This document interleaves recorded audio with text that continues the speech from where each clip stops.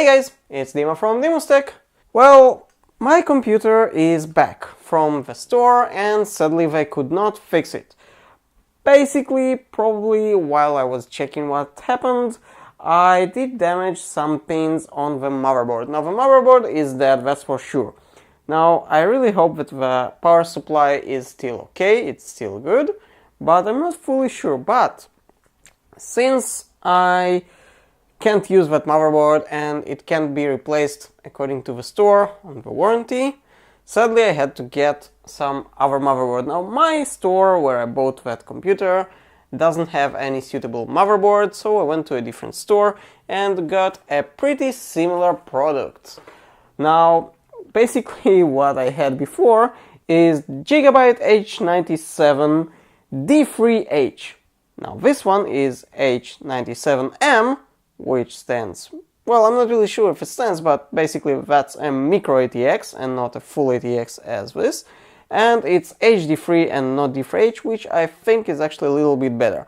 This one doesn't have dual bias as far as I know, but it should work pretty much almost the same way that this one does.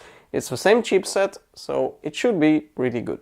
Now, first what we are going to do is basically replace the motherboard and hopefully everything will be okay.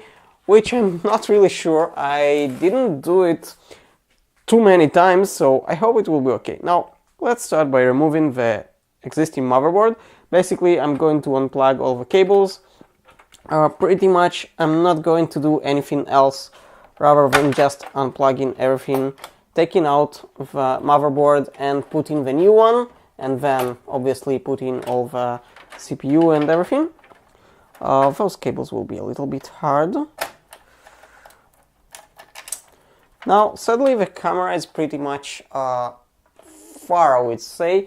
It really would be very hard for me to actually take video and note everything that's going on. So, sorry if you cannot see everything. I will try to explain everything. I'm not really sure that it will be good enough. Hopefully, we'll have a working computer in the end and the video will be fine. So basically, I already unscrewed that motherboard and actually took that away from the case, but I did screw it back with a few screws just so it will hand in. So we should have here another, I think, 1 or 2 screws. We have another cable here. Let's unplug that one and we should be almost good to go. Only that screw is left, if I'm not mistaken. Okay. Let's see if we can take it apart. Yep. Okay. So this is the old motherboard. This is the full ATX. The really great, I would say, Gigabyte H97 D3H, as I said. It had good ports. Everything was pretty well. 4 slots for the RAM. The socket is, as I think I said last time, LGA 1150. Oh, you can actually read it here. Anyway, let's go ahead to the new motherboard. We'll have to sort of unbox it. Now, there's not much to unbox in a motherboard case. It comes with a pretty nice package with some cable. Let's see what it is. Yeah, so it has some SATA cables. I think there are 2 cables here. I won't be using it since I have my own. This is the motherboard. Now let's compare them just for a second, just the size. So let's, first of all, this is the top, and if we'll actually take the old one, you can see that they should be pretty much almost the same, but this one, the new one, is smaller, is shorter. So it has less ports, it has less connections, only 2 slots for the memory, and the ports on the side are almost identical except from the audio. Basically, they are almost totally identical if you can see closely.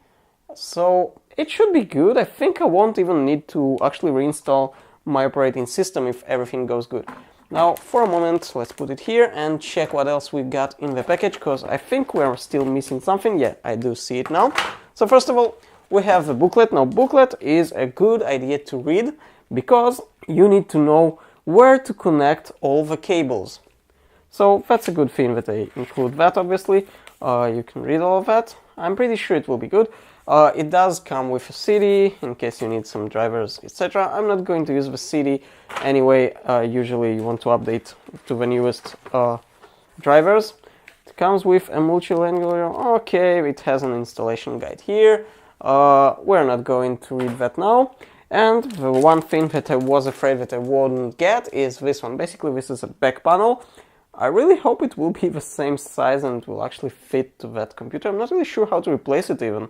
So let's start by that. Now again, it's really hard to do that video while I'm connecting everything and shooting the video. So I'm really sorry if I will pause the video here and there and cut things out. Okay, let's see how you take this thing apart. Oh, you just take it out. Okay, so that's the old one, that's the new one.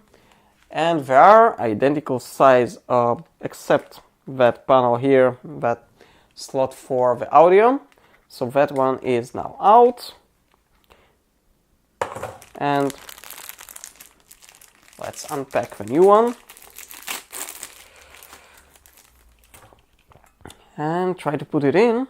Okay, so basically I think we just need to pop it back in. And we should be good.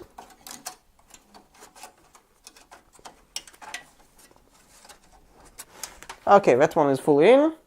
So basically now what we're left is with the motherboard, which I'm really scared, but hopefully it will be good.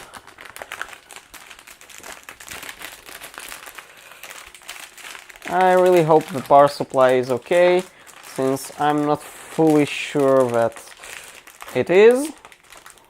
I really hope we can manage it to work, because I really want to work now on a normal computer. Oh, that smell. Well, how should I say? It's a new motherboard, you know, electrical smell of, you know, soldering and everything. It has a battery already inside. Let's see now.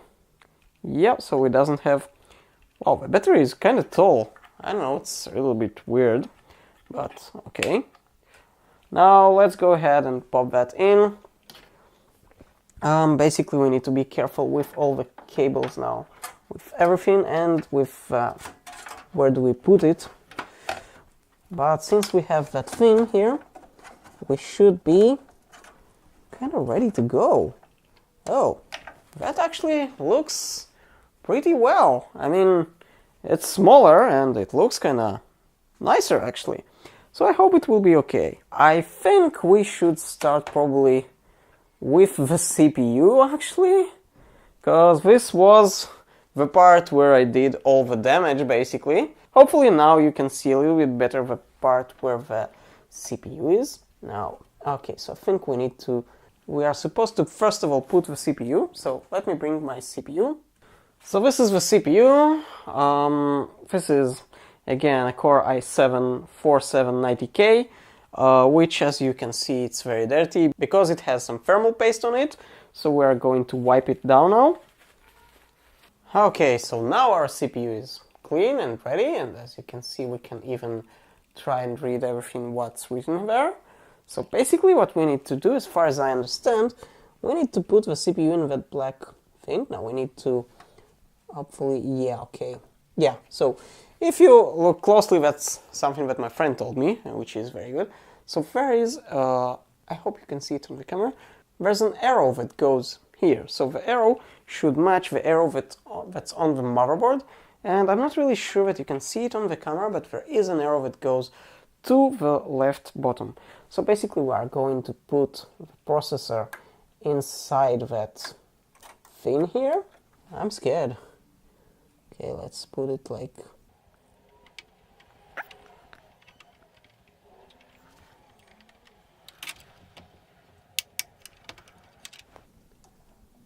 And that's in.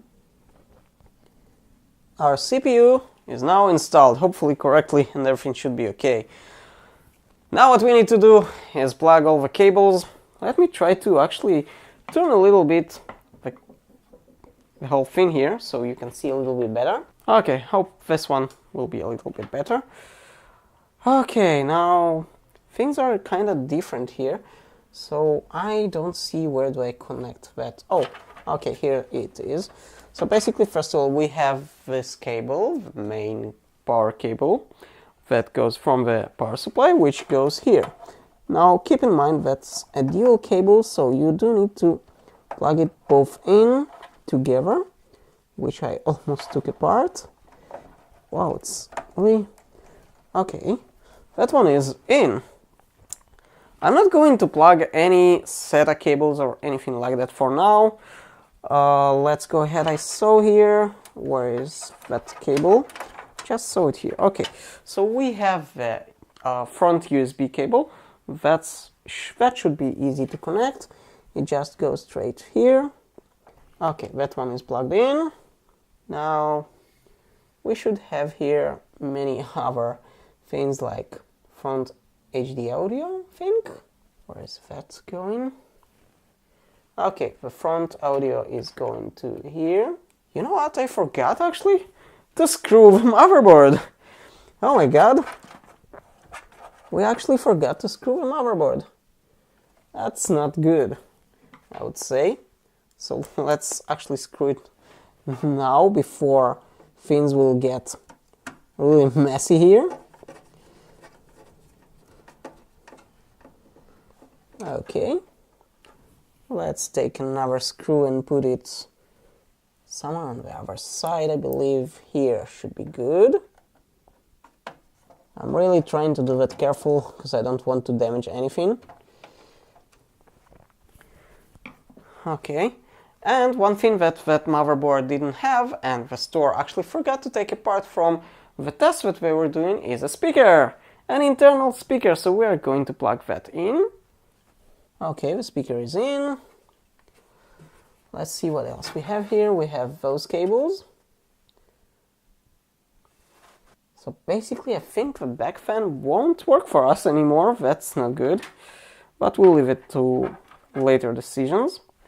Okay, let's connect all the cables of the front panel, so all the, all the power buttons and everything. Let's connect that and then we'll be able to continue. So we need to do that kind of carefully.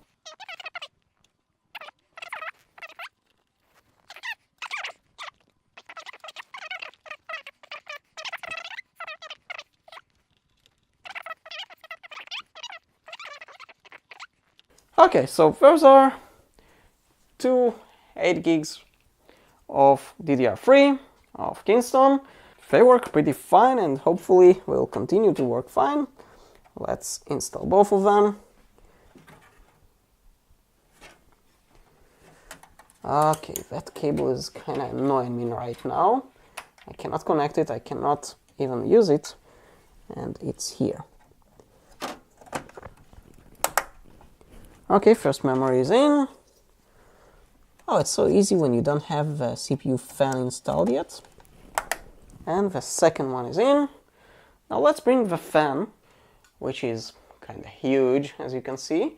And it sits like here. And this one has 4 pins, so that will be good. We can install it normally. Okay, now obviously we need to take that thermal paste, that old one, apart, away from here. Now we need to install our thermal paste. Now I bought it pretty cheap. It's an Arctic. It should be good and it shouldn't be, too bad or something. It's the cheapest I could actually get. Now I don't really care about thermals since I'm not playing too much games and everything. So we should be good. I mean, I'm not doing anything special except maybe editing videos and doing some hard processing just for, I don't know, scripts, etc. But we should be good. Okay, it's kind of hard to take the syringe out.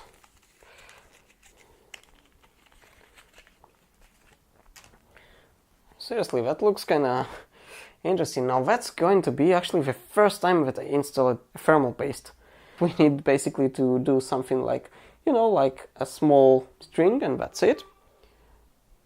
We still had that back panel fan that we cannot really figure out. Oh, you know what?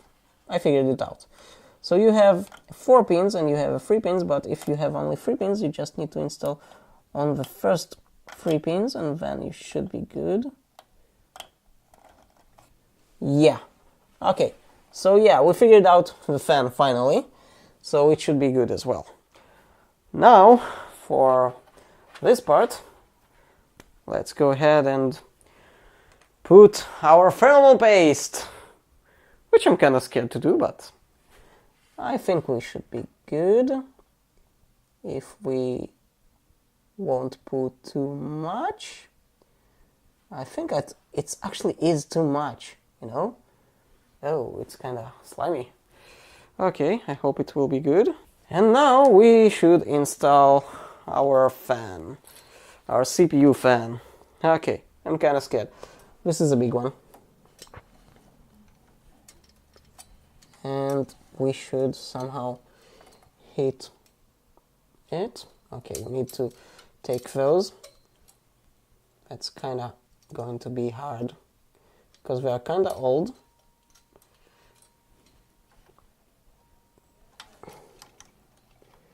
Let's try to align that.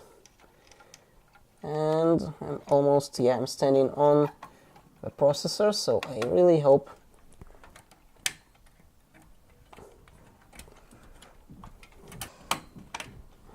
okay, that one is in as well. At least I think. Yeah, it seems in. Now those are hard as well. Okay, that one is installed. Now to the fan cable, which goes